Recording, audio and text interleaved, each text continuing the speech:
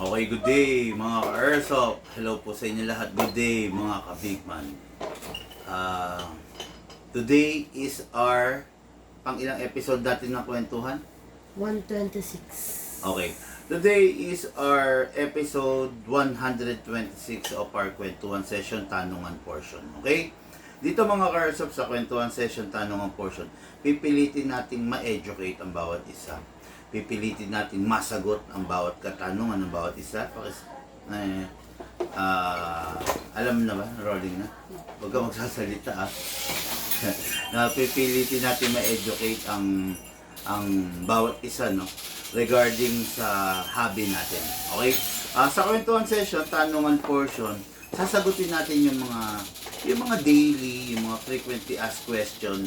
Pag sinabi frequently asked question, ito yung mga kadalasan na question na ibinabato sa atin.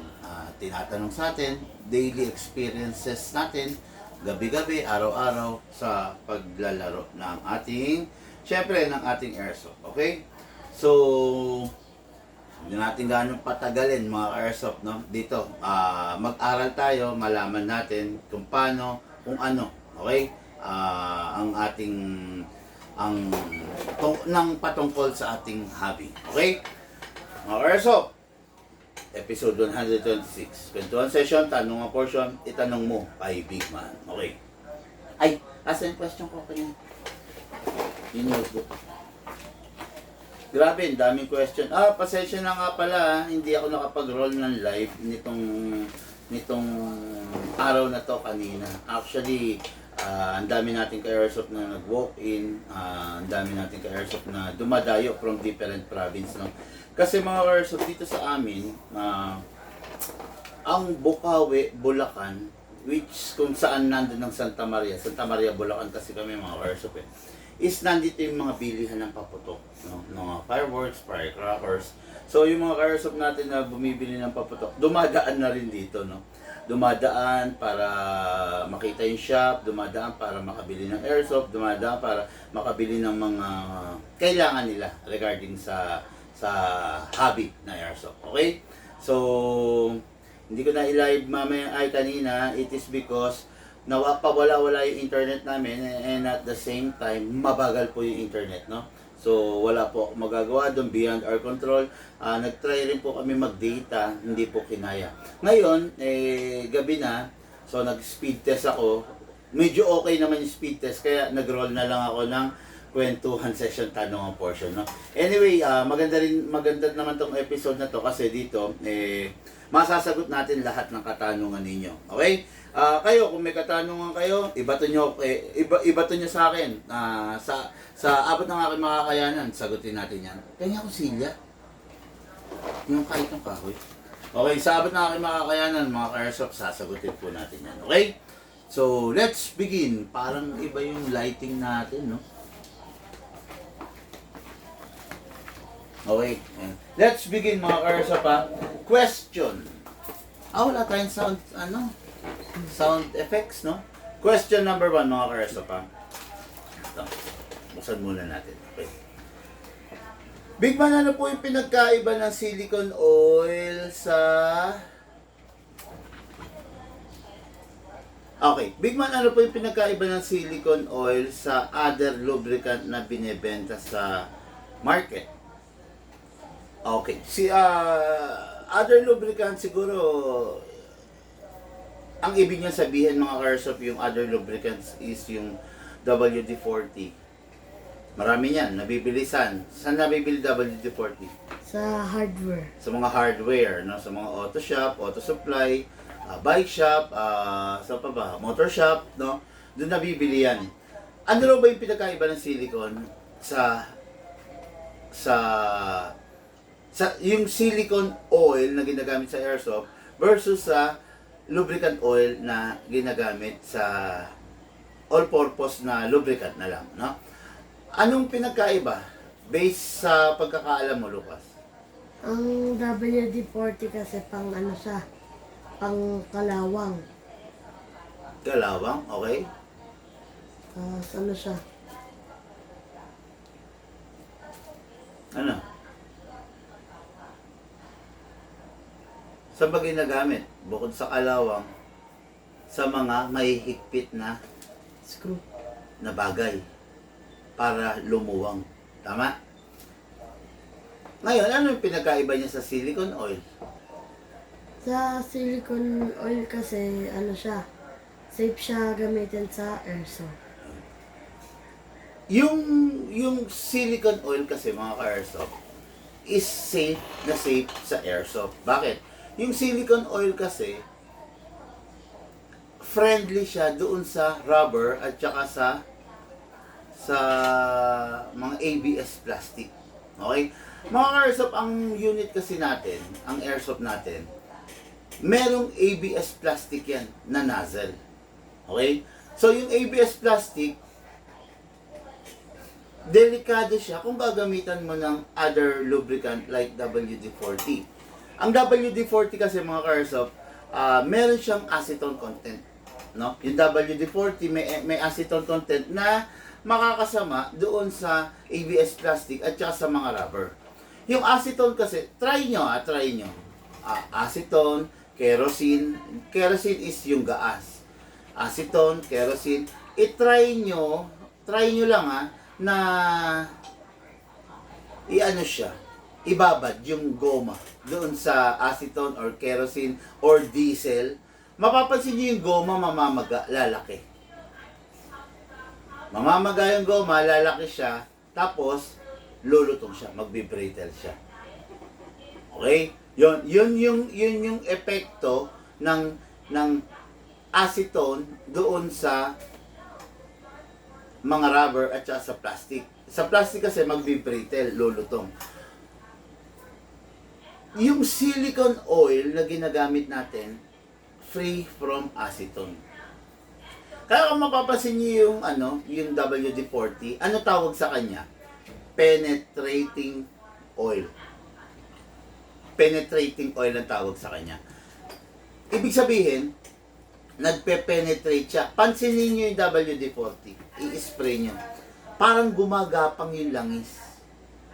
Kasi nga, magpe-penetrate siya. Penetrating oil actually ang WD-40. Ang silicone oil naman is hindi penetrating oil. Hindi siya nagpe-penetrate. Actually, hindi talaga siya magpe-penetrate. Bakit? Kasi meron siyang added na silicone. Kung saan mo siya i-spray, dun lang siya. No? Good thing about the silicone, pag yung isang surface na isprayan ng silicone oil, what I'm trying to say, no? Kung sakaling matuyo siya or ma-wipe out siya, nag-iiwan siya ng very thin film to protect the surface. Halimbawa ito surface na to, meron siyang silicone oil, natuyo or napunasan or na-wipe out. Meron silicone oil to. Meron ding silicone oil to. Okay? Pag nagkiskisan yan, yung wear and tear absent. Kasi, merong very thin film that you cannot see by your naked eye na naiiwan dyan. Okay? Yun yung nagbibigay ng protection sa bawat surface. Ngayon, yung WD-40, wala po nung silicone. Penetrating oil po siya. Actually, ang WD-40, kung mapapansin ninyo, hindi siya smooth. Mag-spray ka rito. Ganunin mo. Hindi siya smooth. Pero yung silicone oil, pag ginanon mo, smooth na smooth. No? Kasi, yung WD-40 is may acetone.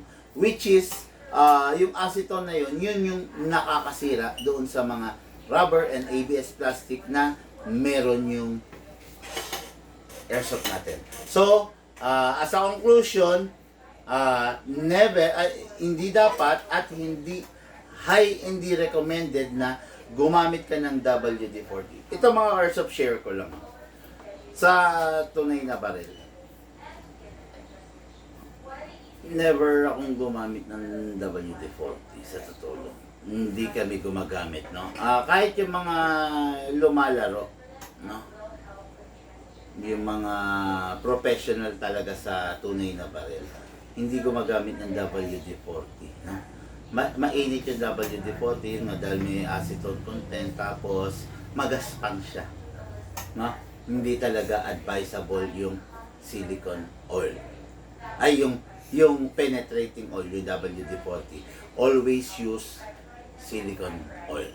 And I just hope nasagot ko po ng tama. maliwanag yung question ng ating ka-airsoft. Okay, may follow-up question to. Okay? Big man, ano ang mas maganda? Okay? Silicone oil na spray or silicone oil na pinapatak? Okay. Magandang tanong yan. Ikaw, sa tingin mo, bilang isang airsoft user, airsoft player, Lucas, ano ang mas maganda? Silicone oil na ini-spray or silicone oil na ipinapatak? Silicone oil na display. Silicone oil na display. Bakit sa tingin mo maganda yung silicone oil na di-spray kesa sa silicone oil na ipinapatak? Kasi pag sa pinapatak, hindi siya gano'n napupunta doon sa ini-sprayan mo. Doon sa mga sulok. Sa sulok. Pag spray, nakakapasok. Kasi spray, ayun. Tama naman yun, yung sinabi ni Lucas.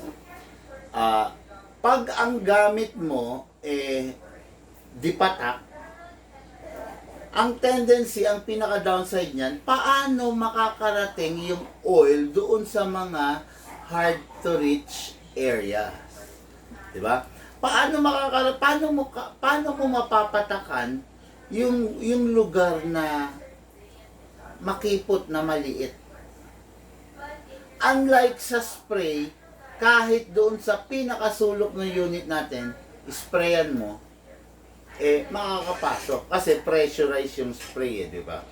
Pero hindi patak. Ako sa totoo lang, ilang years na rin ang big man. Going 6 years na. Never kaming gumamit ng pinapatak na oil. No? Ito yung oil na display, na ini-spray, minsan dumadating sa punto na tinatamad yung player na mag-spray. Tama? Minsan dumadating sa punto na nakakalimutan ng player na gumagamit ng airsoft na mag-spray. Tama? Ano pa kaya yung ipinapatak na napakahirap gamitin? O, di ba? O, yan Yan. Kung yung minsan yung silicone na di-spray na napakadaling gamitin, tinatamad yung isang tao, yung isang player, or nakakalimutan, or nakakaligtaan na mag-spray. Ano pa kaya yung pinapatak? Di ba? Actually, biggest scam in the history yung airsoft na mag-promote ka ng silicone oil na ipinapatak. Okay? Ang pinaka-effective na klase ng oil is yung ini-spray. Kasi kaya niyang matunton, kaya niyang mapuntahan ng spray yung mga hard to reach areas. Okay? And I just hope nasagot ko yung tanong. Ito pa, pangatlo, may follow-up question pa itong tao na to. Okay?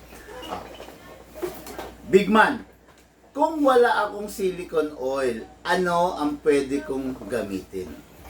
Patay tayo dyan. Kung wala kang silicone oil, ako masasuggest ko, wag mo na lang munang gamitin yung airsoft mo hanggang dumating yung oras na may ispraya mo siya ng silicone oil. Bakit? Tandaan nyo mga ka-airsoft, ang airsoft natin is mostly metal. Okay? Metal. Ang mga internals ng airsoft natin is metal. Okay?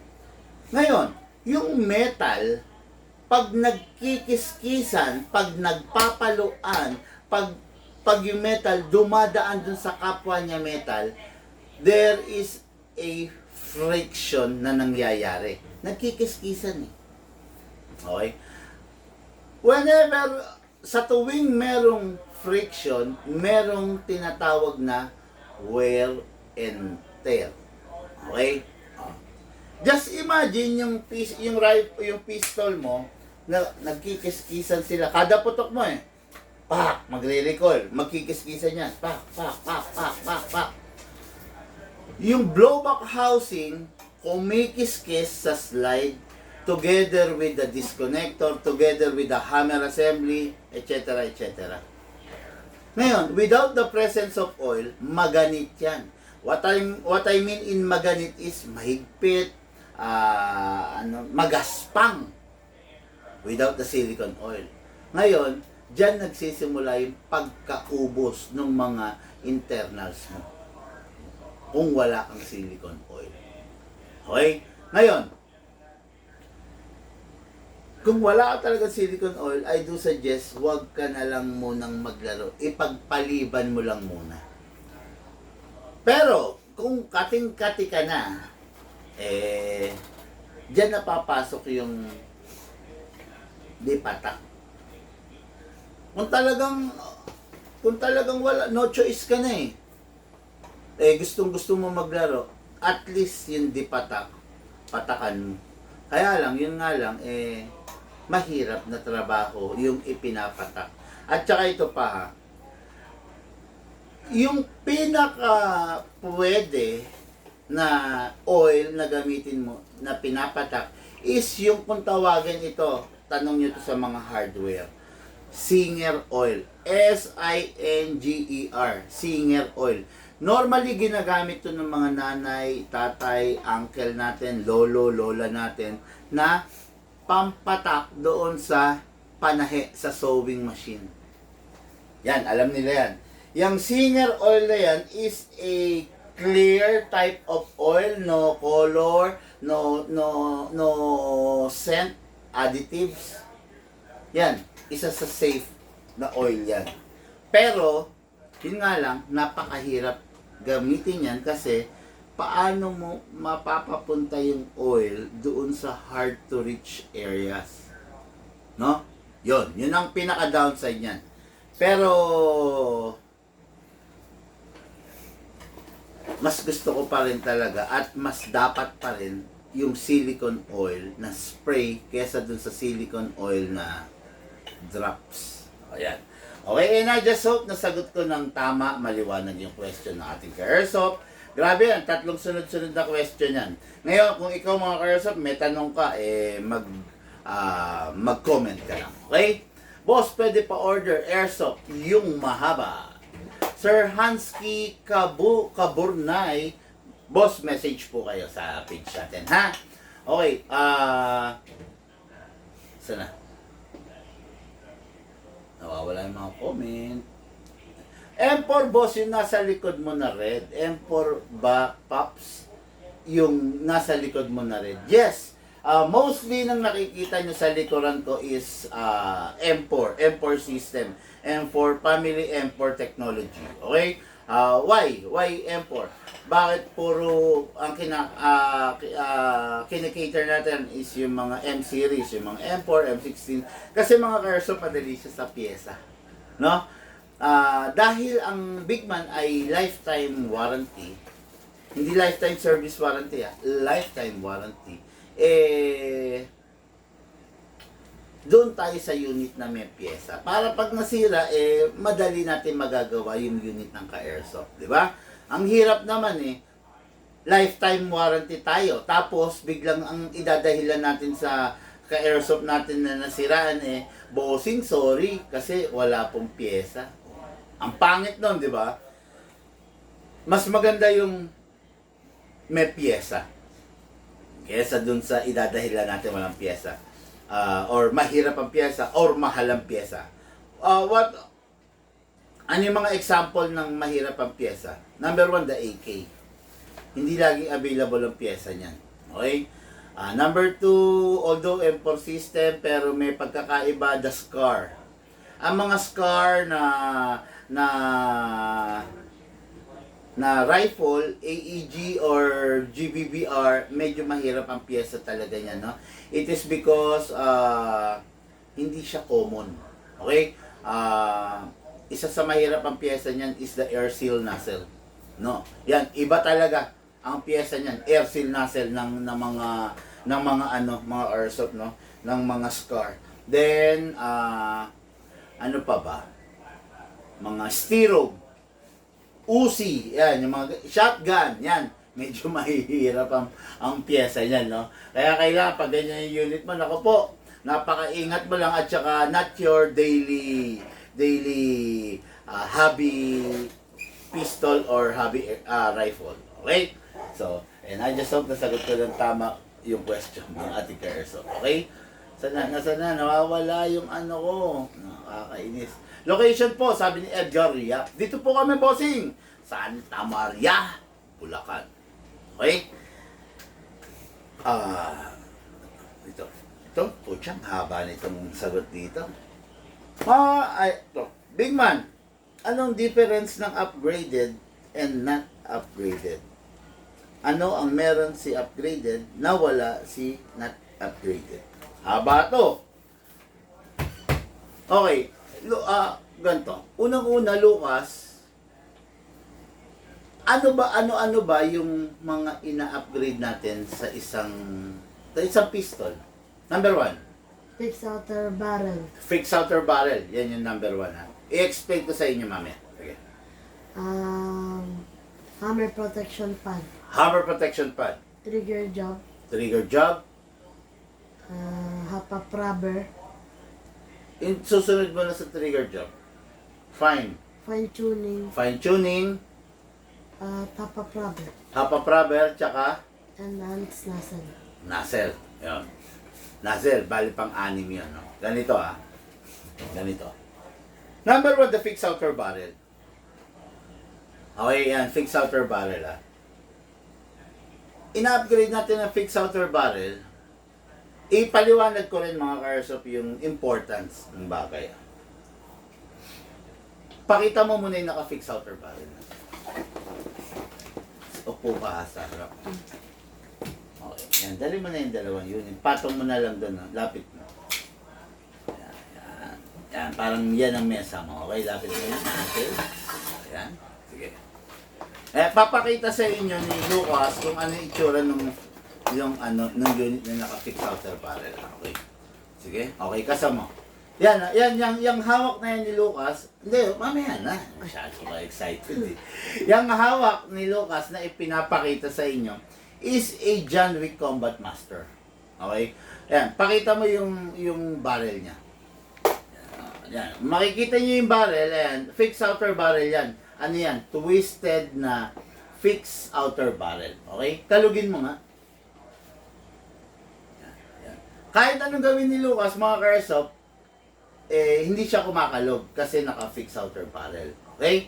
Ngayon, ipakita mo yung hindi naka-fixed outer barrel. Yan. Yan. Combat Master din yan, ha, mga ka-airsoft, ha. Yan, pakita mo. Ayan. Yan, kumakalog yan. Okay? Yan yung hindi naka-fix outer barrel. Hindi siya naka-upgrade. Again, pakita mo ulit yung naka-upgrade. Ayan. Hindi siya kumakalog kasi naka-upgrade ng fix outer barrel. Kami ang nag-a-upgrade yan. Okay? Sige, mamaya na ulit, Lucas. Alis ka na ulit sa camera. Tinakpan mo na ako eh. Diyan mo lang yan. Marami pa tayo ipapaliwanag eh. Okay? Sige, yan. Okay. Puka mo na ulit. Ayan. Sige, yan. Okay. Yan yung ina-upgrade namin. Ang importance ng fixed outer barrel, pag naka-fixed outer barrel yung unit mo, mas accurate ka. Okay? Bakit mas accurate, big man? Kasi, kaya ka-accurate, it is because hindi kumakalog yung barrel mo. There is no something that disturbing the inside barrel. Okay? Kung may outside barrel, merong inside barrel. Ibig sabihin, merong bukod sa outside barrel, ang role ng outside barrel is to give a protection dun sa inside barrel. Ang inside barrel is yung brass or yung stainless tube kung saan dumadaan yung BBs. Ngayon, yung outer barrel naman, yun ang nagbibigay ng protection doon sa stainless or brass tube na dinadaanan ng BBs. Without kung hindi ka naka-fix outer barrel, naiistorbo, no? Naiistorbo yung inner barrel mo. Nagkakaroon ngayon ng problema sa paglipad pack ng BBs. Okay? Ngayon, kung naka-fix outer barrel ka, mas accurate ka. Pangalawa, pag naka-fix outer barrel ka, mas durable yung half-up chamber mo. Okay? Yung fix outer barrel is nakakapit yan doon sa mismong half-up chamber. Ngayon, kung gumagalaw yan, eventually yung half-up chamber mo mauubos. Eventually, yung half-up chamber mo, there's a big possibility or big chances na masira yung number 1, half-up chamber, or number 2, the outside barrel. Kasi kumakalog eh. Pansinin nyo to ha. Yung bearing ng bike nyo, ng bisikleta nyo, yung bearing ng motor nyo, pag kumakalog na yon, pwedeng manikit yun, di ba? Pwedeng mag-init, di ba? Pag kumakalog, pwedeng hindi na gumulong yun. Kumain kang hipon, nag-allergy ka, uminom ka ng gamot, iwanan mo yung mic dito. Yan, no? Tapos bumalik ka, ha? Yan, malaki yung possibility na masira yun. Okay? Ngayon, pag naka-fix outer barrel ka, intact yung mismong barrel mo doon sa half-up chamber mo. Kaya, mas matibay yung unit mo. Lastly, pag naka-fix outer barrel ka, mas durable yung unit mo kasi mas less ang stress at mabilis ang rate of fire. Kumbaga, walang lag pag naka-fix outer barrel ka. Pag hindi ka naka-fix outer barrel, merong konting lag, merong delay yung putok mo. Okay? Yan. And I just hope, sagot ko regarding sa fix outer barrel. Dadako tayo ngayon sa hammer protection pad. Okay. Came from the word itself, hammer protection pad. Okay? Pag yung unit hindi naka-upgrade, hindi naka hammer protection pad, meron yan tinatawag na dummy firing pin. Yun yung pinapalo ng hammer every time na puputok siya. Okay, meron dummy firing pin na.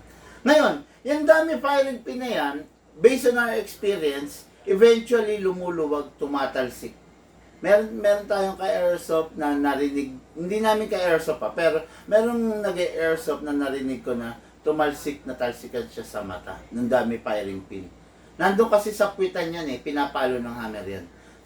Patok, pak, hindi niya napansin siguro, lumuwag, tumalsik sa mata. No? Hindi ko lang alam, wala akong balita kung ano nangyari, pero masakit yun. Imaginein mo mapuwing ka nga lang, di ba, masakit na. What more yung tumama sa yung dami firing pin. May spring yun, ha?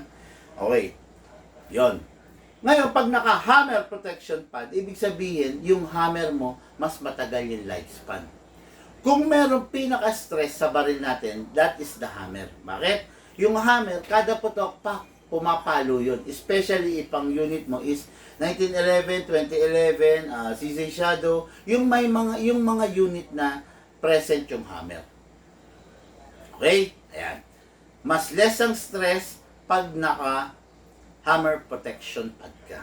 Mas less ang stress dun sa unit, tapos mas mabilis yung rate of fire. Okay?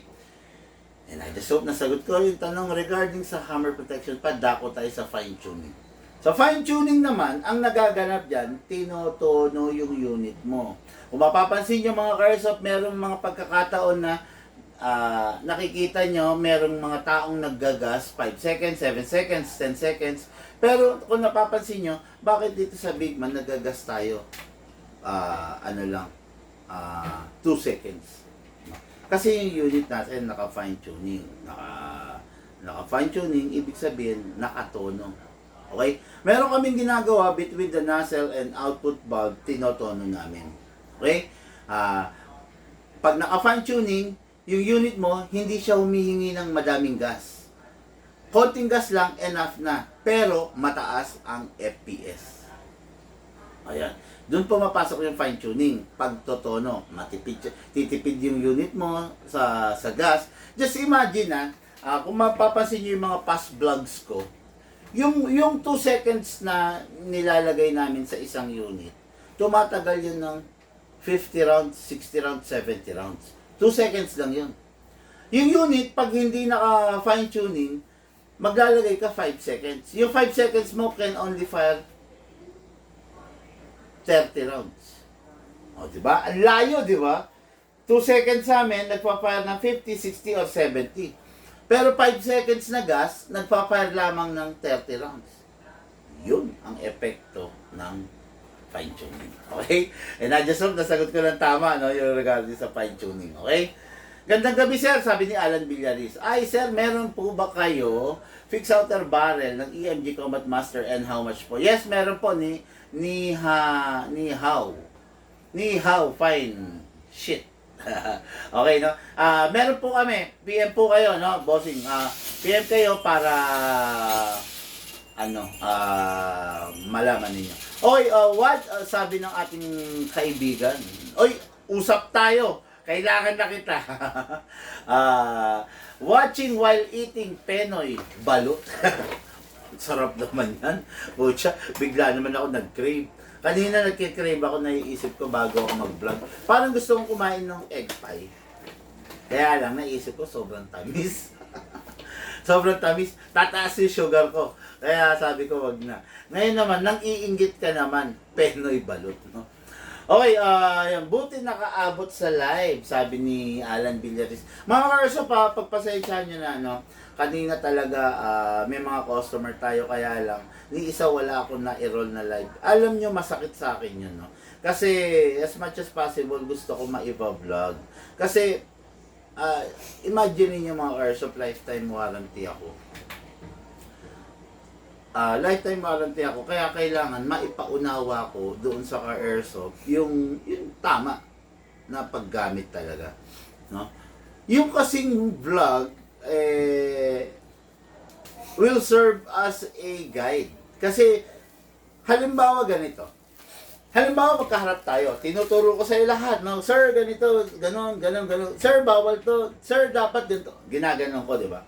Hindi lahat yan magre-register sa isip mo, di ba? Meron ka makakalimutan ron dahil sa pagiging excited sa unit, dahil, di ba? Maraming bagay na hindi mo matatandaan doon sa vlog. Ang purpose ng live is para maipakita rin natin sa madla, at the same time, meron kang recap nung mga itinuro ko. Diba? Bilang tao na nagbibigay ng lifetime warranty, kailangan siguraduhin ko na naiintindihan mo yung bawat detalye ng kung paano at ano. Kasi bakit? Ako rin nasasakit ang ulo. Imagine niyo lifetime warranty ako, hindi ko na ipaliwanag ng tama, or hindi ko na ipaunawa, or worst case scenario, hindi mo na intindihan yung tamang paggamit. Tapos lifetime warranty ako. Nasira yung unit mo. Sinong sasakit ang ulo? Sasakit ang ulo ko. 'Di ba? Sasakit ang ulo ko. Kaya importante po talaga na yun mai-vlog ko. Kaya lang yun nga. Sa mga pagkakataon na hindi ko na kontrolado, yun, yung internet, siguro dahil halos lahat ng tao nasa bahay, no? Halos lahat ng tao nag-i-internet, kaya ang bagal ng internet. Grabe. Sobrang bagal talaga. Bago makapag-post ng isang video kanina, mga 10 minutes na, 15 minutes na, sabi ko, lag. Kaya hindi nakapag-roll. Sayang yun, 6 din yun. 6 kasi yung customer natin kanina, no? So, kaya lang, wala akong magagawa eh. Hindi ko nakontrolado yung sitwasyon, no? Kahit sa data sinusubukan ko yung data. Hindi ko nga alam kung may problema yung mga network service provider. Kaya lang, lahat sila, sabay-sabay. Di ba? Imposible naman yun, no? Yun nga lang, no? Pasensya na po, no? Actually, may isang ka-airsoft na nagtatampo. Kasi, nagulat siya bakit hindi ko raw ni-live. Nagpaliwanag na lang ako. Sinabi ko, sir, yun nga, yun sa internet, di ba? Yan. Parang nagtampo siya, parang sumama ang loob niya kasi, sabi nga niyang gano'n, kung hindi mo naman pala ilalive, sana, parang nabaliktad tuloy ako. Di ba sinabi ko dati yun? Kung hindi mo naman pala ilalive, di sana, pinashipping ko na lang, sabi niya sa akin. Actually, sir, my bad talaga. Kaya lang, wala akong magagawa, sir, pagpasensyaan mo na. Sumama pa tuloy yung loob nung ka-airsoft sa akin. Wala naman po ako magagawa doon. Sana po maintindihan nyo, no? Gusto ko talaga yun na i-live. Kaya lang, talaga pong wala akong magagawa, no? Di ba po, marami naman pong pagkakataon. Pasensya na siguro sa susunod. Mabigyan ako ng pagkakataon makabawi. Okay? Okay. Ganyan po, gun ko ngayon. Sir, issue po talaga stock barrel ng Combat Master na hati sa dalawa, sir. Yes, actually, ilang beses ko nang pinakita yan. yung, yung one piece na barrel, nagiging two piece. Epekto yan ng hindi pagpipix sa outer barrel ng maaga. Okay? Kaya kami dito sa Big Man, hindi na namin inaantay na maging two piece yan Asan na ba? Hindi na namin inaantay na maghiwalay yung barrel. Sa una pa lang, pinifix outer barrel na namin, kino-convert na namin. Kasi, ang hirap Walang iniwan yan mga karso pa. Prevention is better than cure. Sabi nga, di ba? Ito. Mas magandang, wag mo nang pataasin yung cholesterol mo. Di ba? Mas magandang maaga pa lang mag-diet ka na. Baka wala akong ibig sabihin kay Sir Bresit na kumakain ng balut penoy. Pero hindi, mas magandang sa una pa lang mag-healthy living ka na. Mahirap naman, mahirap mag-healthy living ka kung nandyan na yung diabetes. Kung nandyan na yung mga high cholesterol, di ba? Then saka ka palang magda-diet, mag-healthy living, di ba? Saka ka palang kakain ng gulay pag may sakit ka na. Di ba? Saka ka palang magbabawas kumain ng kanin pag mataas na yung sugar level mo. Di ba? Ganun yan Saka ka palang titigil mag-soft drinks pag mataas na yung sugar mo. Ayun, di ba? Tinamaan ako dun, no? Soft drinks. No? Kaya yun ang sinasabi ko mga karso pa. Prevention is always better than cure. Okay? Idol, may home credit ka ba? Naku po, pasensya na po. Pangalan nito? Sir Quinones, Centino Christian, ang haba ng pangalan. Pasensya na bossing, wala kaming home credit. No? Yung credit card na ngayon may problema Sa totoo lang, kaya i-stop muna namin. Okay? Ayun. Anyway, ayun So, dire-diretso tayo. Where can I get permit to carry for my airsoft? Yun tanong. There's no such thing as permit to carry sa airsoft. No? There's no such document that giving you a permission para isokbit or ipagmalaki or iyabang sa kalsada yung dala mong airsoft. There's no such thing as that. Walang any documents na inilabas para maging authorized ka na ilabas yung airsoft mo. Okay? There's no such thing as permit to carry pagdating sa airsoft. Okay. Big Man, bigyan mo nga ako ng tips paano ko dadali ng airsoft ko. I'm from Jensan. Lilipat na po kami ng Iloilo. Wala pang land travel from Jensan to Iloilo. Meron ba or wala? Kung wala, the only way na madala mo yung unit mo is kukuha ka ng permit to transport, PTT, sa FEO, dyan sa area ninyo sa Jensan kung meron magre-request ka ng permit to transport.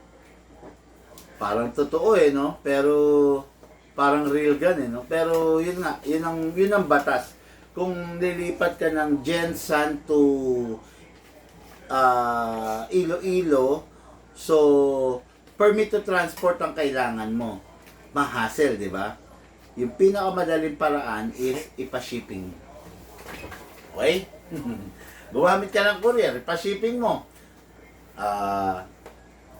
Wala maraming hassle, no?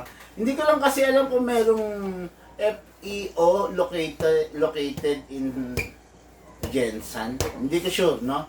Kung wala, mag-try mong mag-search or magtanong-tanong yung nearest Fire and Explosive Office, FEO, para makakuha ka ng permit to transport yung unit. So, pag meron ka na nun, pwede mo siyang dalhin o isakay sa eroplano. Ipapakita mo lang yung permit to transport mo, okay na yan. Okay? Isang requirement sa permit to transport is a original receipt or sales invoice nung pagkakabili mo ng unit. Okay? Mga ka-airsoft, huwag kayong huwag kayong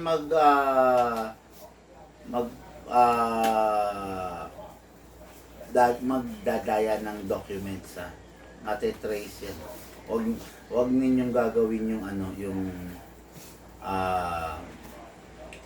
dadayain ninyo yung documents or halimbawa gagawa kayo ng official receipt or gagawa kayo ng permit to transport. Huwag ninyong gagawin ha.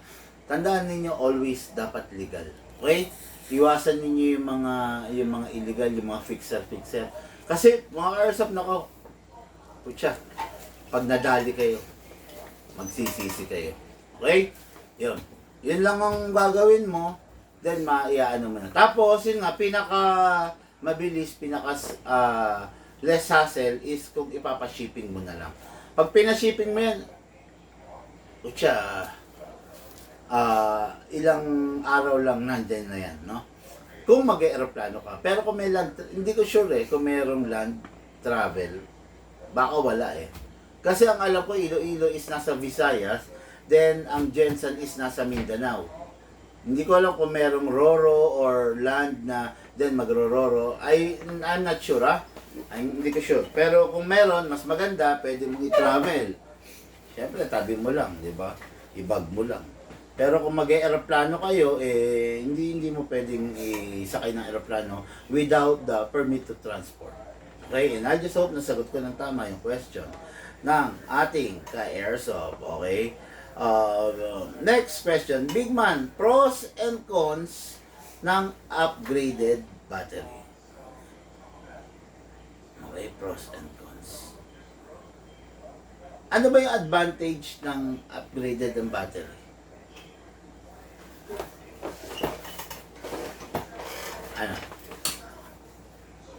Mas matagal yung capacity. Di ba?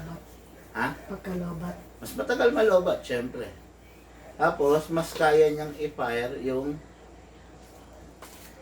matitigas na spring. Di ba? Yun yung pros niya. Yung cons naman niya, sensitive. Di ba? Pag hindi ka maalaga, lumolobo, nasisira. Di ba?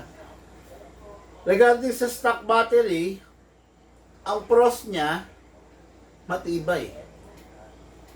Kahit hindi ka ganong maalaga, kahit maiwan mo siya, kahit ma-drain mo siya, pag chinarge mo, okay na ulit. Yun yung pros niya ng stock battery. Ang cons naman niya,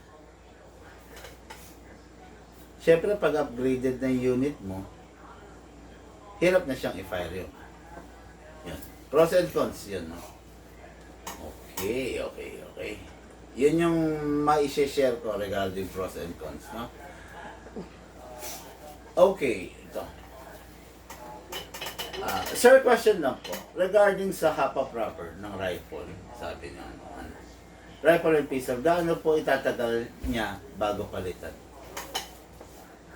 Regarding kung gaano itatagal niya bago palitan, actually, meron akong rifle na mula nung binili ko, hindi pa pinapalitan. The only way na masira yung half rubber, due to age na rin, pero matagal. No? Matagal talaga naman. 10 years, okay pa eh. 10 years, no? Hindi ko lang alam ha, kasi ako, nag-i-spray ako ng silicone oil eh. Sa mga personal kong barrel, ini-spray ako ng konti silicone oil, dumadaloy, so nababasa yung half rubber.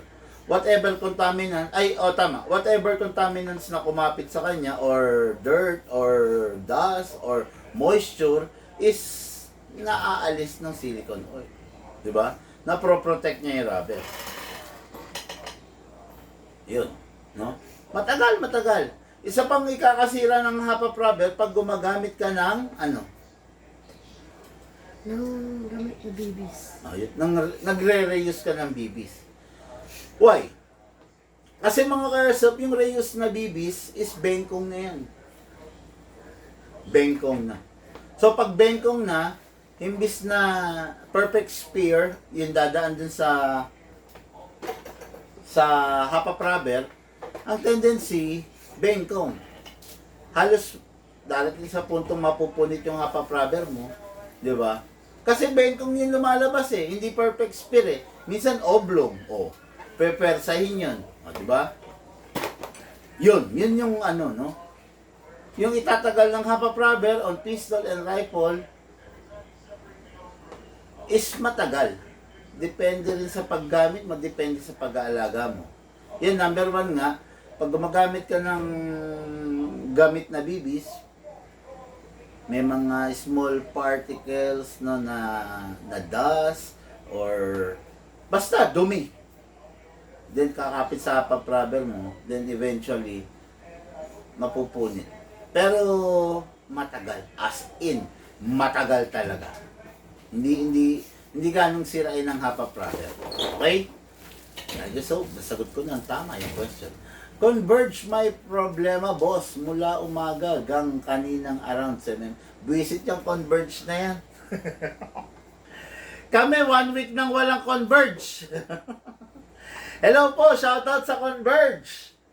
1 week na. Mula pa nung birthday ni Kuya Joy mo. No? 23. Actually, 23, wala na eh. 23, 24, 25, 26, 27, 28. Anong date na ngayon? 29. So, 7 days nang wala kaming converge. Visit na converge na yan, no? Hanggang dyan pala, umaabot yung converge na yan. Okay, no? Kung may kamag-anak siya na malapit sa lilipatan niya, ipaship na lang po. Tama po, Sir Vicky. Actually, kahit wala siyang kamag-anak, halimbawa ko, magpapaship ako ng item, papabagsakin ko sa, let's say, sa Sorsogon, Bicol. Wala akong kamag-anak doon.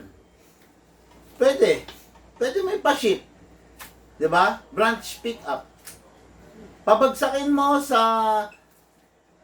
halimbawa, ang courier mo is Flash or LBC, LBC negative. JNT or ano pa yun sa JRS, 'di ba? Pabagsakin mo sa JRS Sorsogon. Di ba gano'n, no? Halimbawa, sa Calamba, Laguna, wala akong kamag-anak. Pabagsakin mo anywhere in branch of Calamba, Laguna. Then, pipick upin mo na lang doon. Yun. Pwede yun. Halimbawa, ikaw, Alan Villaris, wala ka namang kamag-anak dito sa Pulong Buhangin, sa Santa Maria, Bulacan. May ipapaship ka. Kaninong papabagsakin? Pabagsakin mo sa branch. Halimbawa, sa Pulong Buhangin branch. Di ba? Sa Kaipombo branch. Yan yung mga barangay dito sa Santa Maria, Bulacan, no? Maraming paraan. Huwag kayong panghinaan ng loob. Okay? Maraming paraan na pwede. Okay? Okay. Okay, wag ito muna.